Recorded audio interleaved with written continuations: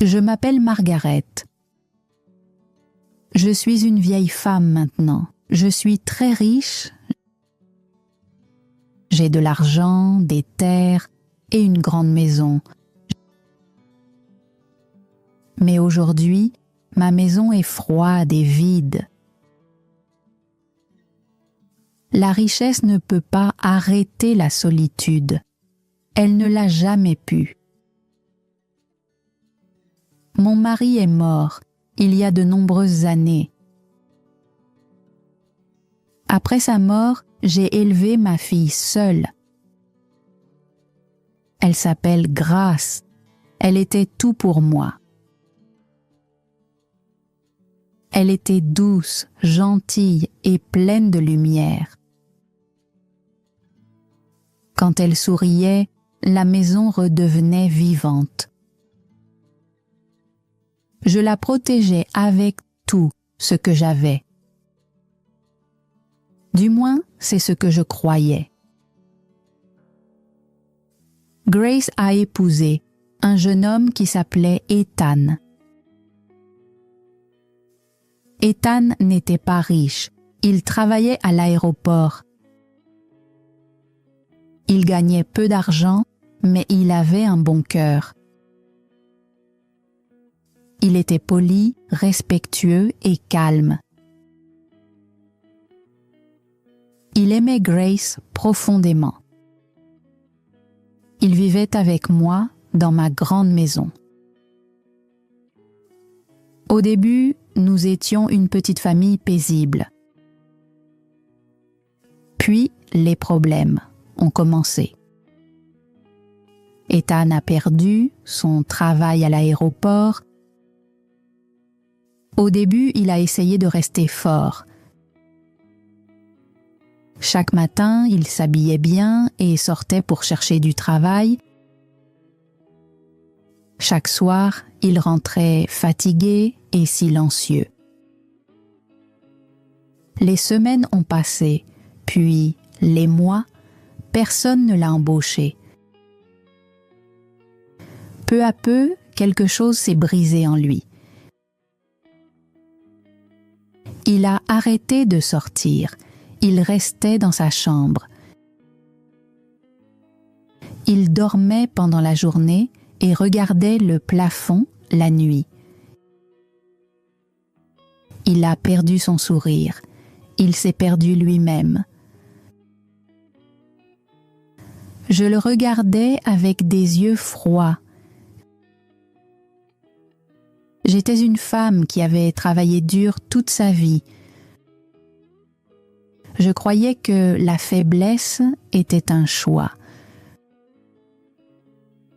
Je croyais qu'un homme devait toujours subvenir aux besoins de sa famille. Je ne comprenais pas la dépression. Pour moi, Ethan semblait paresseux. Grace travaillait plus longtemps pour soutenir la maison. Elle rentrait chez elle épuisée. Ses yeux étaient toujours fatigués, mais elle ne se plaignait jamais. Elle aimait son mari et le défendait par son silence. Je n'aimais pas cela. Je voulais plus pour ma fille. Je voulais le pouvoir, la sécurité, le statut. Je voulais un homme riche à ses côtés, pas un homme brisé. Un soir, j'ai parlé à Grace dans la cuisine. La lumière était faible, la maison était silencieuse. J'ai croisé les bras et je l'ai regardé sérieusement. « Grace », ai-je dit, « ouvre les yeux. » Ethan ne fait rien de la journée, ce n'est pas une vie. Elle m'a regardée avec de la douleur dans les yeux. « Maman », a-t-elle dit doucement. il souffre, il a besoin de temps, il a besoin de notre soutien. » J'ai secoué la tête. « L'amour ne suffit pas, » ai-je répondu. « Un homme doit tenir debout. » Les lèvres de Grace ont tremblé, mais elle n'a rien dit de plus. Plus tard dans la nuit, j'ai attendu dans le salon. Ethan est finalement sorti de sa chambre. Ses cheveux étaient en désordre, ses vêtements étaient froissés. Il avait l'air plus petit qu'avant, comme si la vie l'avait brisé. Quelque chose de sombre est monté en moi. Je me suis levée et j'ai pointé la porte du doigt. « J'en ai assez !» ai-je crié. « Tu es un fardeau. Tu manges, tu dors et tu ne fais rien. Tu ne contribues à rien dans cette maison. » Ethan est resté figé. Il a regardé derrière moi, cherchant Grace, mais je me suis placée devant lui. « S'il vous plaît, » a-t-il dit doucement. « Margaret, je n'ai nulle part où aller. Donnez-moi encore une semaine. » Mon cœur aurait dû s'adoucir. Mais ce ne fut pas le cas. « Non, » ai-je dit. « Tu pars ce soir. Ma fille mérite un vrai homme. » Les mains d'Ethan tremblaient quand il a pris son petit sac. Il a regardé une dernière fois vers la chambre de Grace, puis il s'est détourné. Il est parti dans la rue sombre, sans dire un mot. J'ai claqué la porte. Cette nuit-là, je me suis sentie puissante. Grace a pleuré pendant des semaines. Elle a arrêté de me parler. Ses yeux ont perdu leur éclat. Mais je me disais que j'avais fait le bon choix. Je me disais que la douleur était temporaire. Je croyais que l'argent pouvait tout guérir. Peu après, Grace a rencontré Victor. Victor était tout ce qu'Ethan n'était pas. Il possédait une grande entreprise.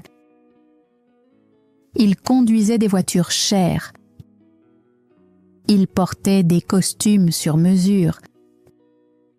Ses paroles étaient sûres, son sourire tranchant. Il avait l'air du succès. Je l'ai aimé immédiatement. Victor est venu dîner avec du vin cher et des cadeaux. Il parlait de voyages, d'investissements et de luxe. Il tenait la main de Grace et disait « Je lui offrirai la meilleure vie. » Je me sentais fière. Quand il a demandé la main de ma fille, j'ai accepté sans hésiter. Ils se sont mariés dans une grande église. Tout le monde souriait et applaudissait, mais je n'ai pas regardé les yeux de Grace. Son sourire était petit, presque effrayé. Après le mariage, tout a changé. Victor n'était pas gentil. Il était contrôlant. Il surveillait Grace de près. Il choisissait ses vêtements, il l'a isolée de ses amis. Peu à peu, il m'a éloignée moi aussi. J'appelais Grace souvent. Elle a cessé de répondre. Un jour, je suis allée chez eux. Victor a ouvert la porte. Son visage était froid. « Pourquoi êtes-vous ici ?» a-t-il demandé. « Je veux voir ma fille, » ai-je dit. « Elle est ma femme maintenant, » a-t-il répondu. « Elle n'a plus besoin de vous. » Il a claqué la porte devant moi. Ce moment-là m'a brisé le cœur. Des mois plus tard, j'ai vu Grace au marché. Elle était maigre. Ses yeux restaient fixés au sol. Elle reculait quand Victor parlait. Je suis rentrée chez moi et je me suis assise seule dans ma grande maison. Pour la première fois, j'ai pensé à Ethan. Ethan était pauvre, mais Ethan était gentil. J'avais détruit un homme bon. Les années ont passé. Je suis devenue plus vieille, plus faible, plus seule. Chaque jour, j'allais au parc et je m'asseyais sur le même banc. Je regardais les familles rire, les enfants courir librement. Mon cœur se serrait de regret. Un matin, un homme s'est arrêté près de moi après avoir couru. Il portait des vêtements de sport bleus. Il avait l'air fort, confiant. J'ai reconnu ses yeux. Mon cœur s'est arrêté. C'était Ethan. Je voulais disparaître. J'ai baissé la tête et j'ai regardé mes vieilles chaussures. Mes mains tremblaient sur ma canne. J'espérais qu'il ne me reconnaîtrait pas. Mais Ethan m'a reconnu. Il a ralenti le pas, puis il s'est arrêté. « Margaret ?» a-t-il dit doucement. J'ai levé les yeux lentement. Mon cœur battait trop vite. « Oui, c'est moi », ai-je murmuré. Il a souri doucement. Il n'y avait aucune colère dans ses yeux, aucune amertume.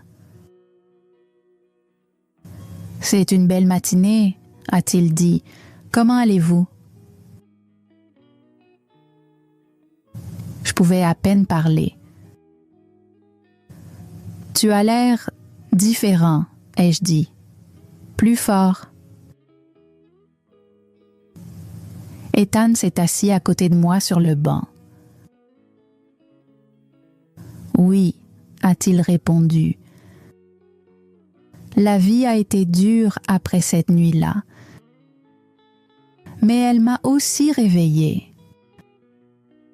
Il m'a raconté son histoire. Après que je l'ai mis dehors, il a dormi sur le canapé d'un ami, puis dans sa voiture. Il a fait de petits travaux. Il nettoyait des sols. Il portait des cartons. Peu à peu, il s'est reconstruit. Il a entraîné son corps et son esprit. Il a étudié le fitness. Des années plus tard, il a ouvert sa propre salle de sport. « Je travaille tous les jours », a-t-il dit. Mais maintenant, je travaille avec un but. Je me sentais de plus en plus petite à chaque mot. « Je t'ai jugé », ai-je dit. J'avais tort. Il a hoché la tête calmement, puis il a posé la question que je redoutais. Comment va Grace? Des larmes ont rempli mes yeux. Elle n'est pas heureuse, ai-je dit. Son mari est cruel. J'ai choisi l'argent au lieu de l'amour. Je l'ai trahi. Ethan a écouté en silence. Sa mâchoire s'est serrée, non par colère, mais par inquiétude. « Je tiens toujours à elle », a-t-il dit. Je l'ai toujours fait. Il s'est levé et a sorti une carte de sa poche. Cette avocate aide les femmes à sortir de mariages contrôlants, a-t-il dit. Elle a aidé quelqu'un que je connais. Je l'ai regardé fixement. Après tout ce que je t'ai fait, tu veux encore nous aider? Ethan a regardé les arbres, puis il m'a regardé. Grace mérite la paix, a-t-il dit. C'est tout ce qui compte. Pour la première fois depuis des années, l'espoir a rempli mon cœur. Nous sommes allés voir l'avocate ensemble. Ce n'était pas facile. Victor s'est battu. Il a menacé, il a crié. Mais la vérité était plus forte que son argent. Grace a trouvé son courage. Elle a dit sa douleur à voix haute. Une semaine plus tard, elle est sortie de cette maison. Elle est rentrée chez elle. Quand elle a vu Ethan debout dans le salon, elle s'est effondrée. Elle a couru dans ses bras et a pleuré comme une enfant. « Je suis désolée », a-t-elle murmuré. Ethan l'a serré fort contre lui.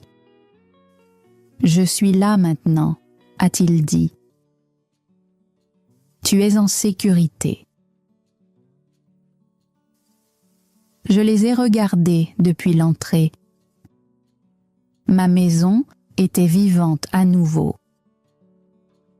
Aujourd'hui, Grace et Ethan dirigent la salle de sport ensemble. Ils rient. Ils guérissent les gens et eux-mêmes. Je vis avec eux. Je ne suis plus seule. J'ai appris trop tard, mais j'ai appris. Ne jugez jamais une personne par son portefeuille. Jugez-la par son cœur. Merci d'avoir écouté mon histoire. D'autres histoires arrivent bientôt et vous êtes toujours les bienvenus ici.